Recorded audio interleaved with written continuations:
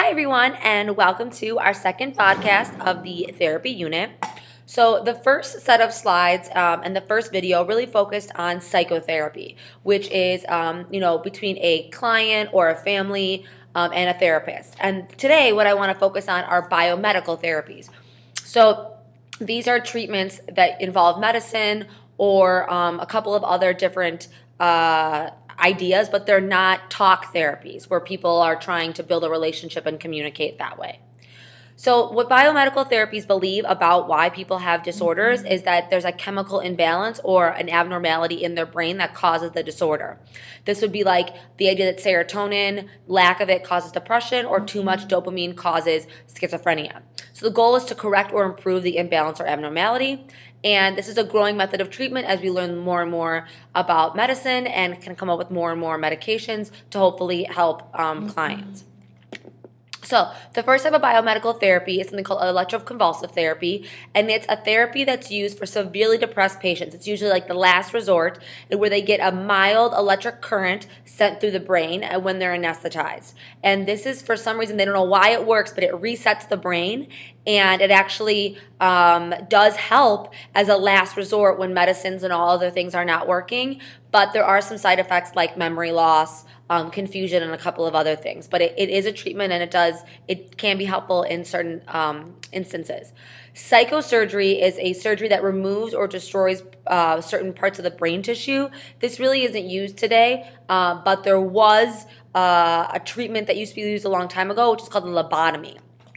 And basically what a lobotomy is they take an ice pick, a legit ice pick, and like tap, tap, tap up your nose into the brain, and it like messes and kind of jars with the frontal lobe, and then people were like super docile and no longer like had these disorders or like aggressive urges. And it's like, yeah, duh, because you basically damaged their brain. So I'll show you a video clip of this in class, but for a while it was really popular. This is what ECT looks like, just so you know, electroconvulsive therapy. All right, you do not need to write this chart down. I will give you a copy of this chart in class, but there are a couple of things that I want you to know. So what I want you to really know is the different categories of drugs. So there's antipsychotic, antidepressant, mood stabilizers, and tranquilizers, or benzodiazepines, and what they're used to treat. So antipsychotics are used to treat psychotic symptoms like hallucinations and delusions, right? So you have schizophrenic and psychotic symptoms.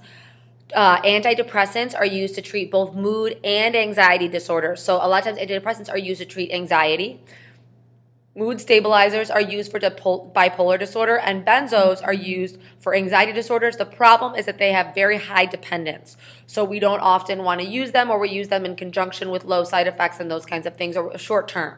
So something like Xanax that maybe heard of before is a benzo, but it also works as an antidepressant. A lot of antidepressants and anti-anxiety kind of work together because it's a lot of the same chemicals, serotonin and norepinephrine. So a very important thing to know is that antipsychotics, specifically Haldol and Thorazine, which are older medicines, have a very serious side effect called tardive dyskinesia.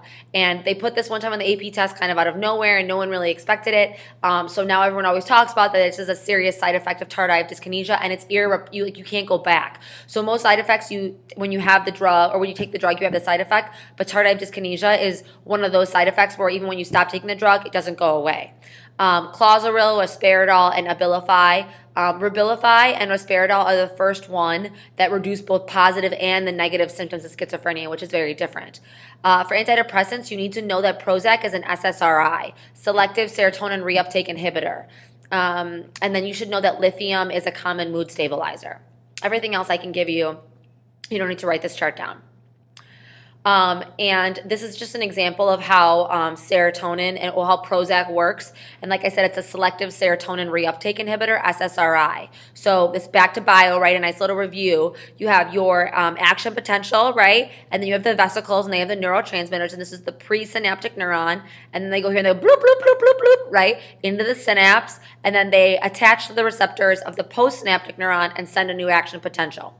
So what happens, and then they get reuptake, right? Well, this reuptake is like a little bit too intense sometimes, or there's just not enough serotonin reception. So what Prozac does is it inhibits or blocks the reuptake, selective serotonin reuptake inhibitor. So it goes in there and it puts these little blocks that stop the serotonin from being reuptaked, and then they just connect again and send another message, thereby lifting your mood. Obviously, since antipsychotic drugs and more drugs have been released, there's been a rapid decline in mental hospitals because people now are more and more functional outside of hospitals, which is a great idea. But of course, along with that comes the controversy of, are we over-medicating people? Are we giving too many meds? Are we giving meds when they're not necessary? And so a lot of people struggle with that conflict. Okay, and whether or not, what should be medical and what should be therapy. The total number of antidepressants in 1999, there's a huge increase, right, in the millions of antidepressant prescriptions. So that really goes along with the theory that we're over-medicating, but medicine can be very helpful when used properly. So that's all for now, AP Psychos, and remember, psychology is flippin' awesome.